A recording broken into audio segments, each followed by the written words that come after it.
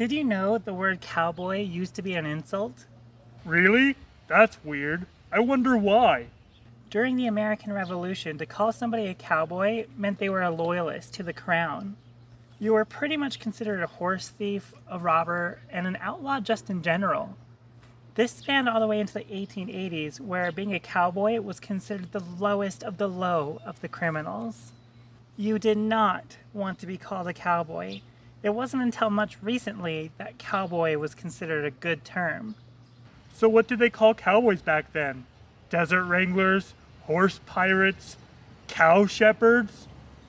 None of those, and I think a horse pirate would actually be a horse thief.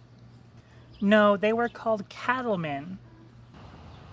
Cattlemen? Yep, Wow, that's incredibly anticlimactic. That's like a more grown-up version of the word cowboy. I'm a little disappointed by that. at least it wasn't cow shepherds. I guess. Geez, can you tell me something exciting from the Wild West? I mean, there are legendary characters like Billy the Kid, Jesse James, and even the infamous shootout at the OK Corral. The Wild West was truly wild for a time, as people took the law into their own hands. There were settlers just trying to make an honest living, prospectors, outlaws, trappers, various nations fighting for land, and other types of hunters. We even have legendary Native Americans such as Cochise, Geronimo, or Chief Joseph. And that's just naming a few, and not even covering any part of Mexican history of the Wild West. I guess you got a point. The Wild West wasn't like the Dark Ages of Europe, if that's what you were hoping for. I know, there's no dragons. The Dark Ages wasn't filled with dragons, but there was at least one dragon in the Wild West. What? No way. Sure was. Hey lore lovers, if you haven't guessed already, we're talking about the dragon of the Wild West. Though the newspaper at the time called it a thunderbird. The thunderbird is part of some tribes of Native Americans' mythology. It's said to be a powerful spirit that takes the form of a bird, and from its beak it shoots lightning, and every time it flaps its wings, thunder is made. Hence the name Thunderbird. Since this monster or dragon isn't said to have a beak, I'm not calling it a thunderbird in this video, I'm calling it a dragon. Now this dates back to April 26, 1890, when the Tombstone epitaph reported on it. The winged monster resembled a large alligator with an elongated tail and over 100-foot wingspan. It was spotted by two ranchers between the Whetstone and Huachuca Mountains. According to them, the dragon was so exhausted it could only fly short distances. After their initial shock of seeing the great beast, the ranchers chased after it. They were on horseback and armed with Winchester rifles, so they were confident not only could they catch up to the dragon, but also defeat it.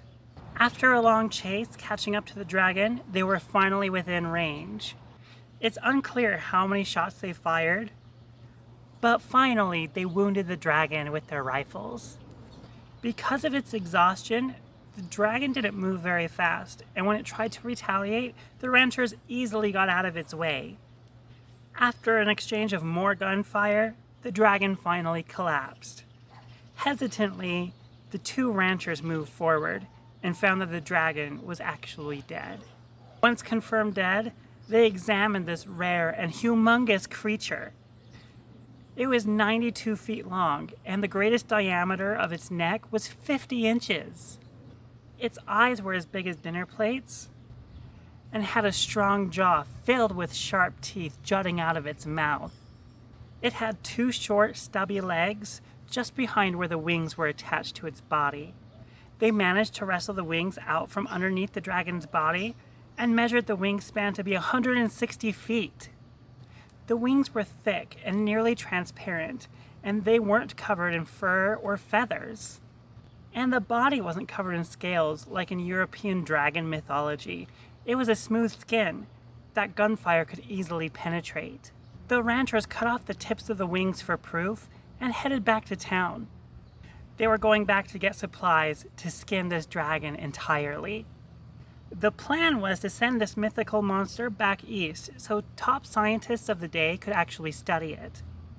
After showing some of the townsfolk proof, several men followed the two ranchers out the following morning to get a look at the beast. Did that actually happen, or are you just trying to yank my chain? Ever heard the term, don't believe everything you read?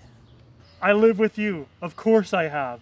There are a few pictures out there claiming to be the men and the ranchers that returned the next morning to look at the dragon.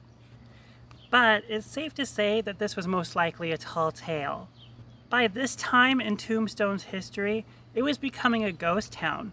Recent earthquakes had flooded the silver mines, and people were leaving.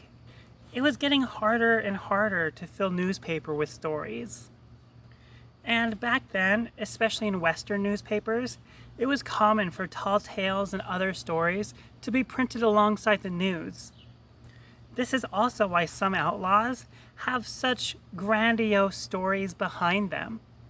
But this was only reported in the Tombstone epitaph. In the nearby town of Tucson, not a single newspaper mentioned this. And in the town of Tombstone itself, there was a rival newspaper called The Nugget, and they didn't mention it either. Stranger still is that there was no follow-up to the story. The ranchers were going to send this dragon back east to study, but nowhere in newspapers or anything has this ever been mentioned again. Maybe it was a cover-up by the government, like aliens. Maybe we aren't ready to know dragons exist. That's a fun theory, but it is doubtful. With only one news source covering such an amazing event, it's not likely this happened at all. However, the legend doesn't die here. In Tombstone, they were holding their El Dorado celebrations. 50 years after this event, an elderly man came forward with his story, claiming to be one of those ranchers. He owned up to the story, saying he was one of the ranchers. However, the newspaper got it so wrong that he and the other rancher didn't want anything to do with the story. He didn't want to be attached to this at that point, but figured after 50 years, he should set the story straight.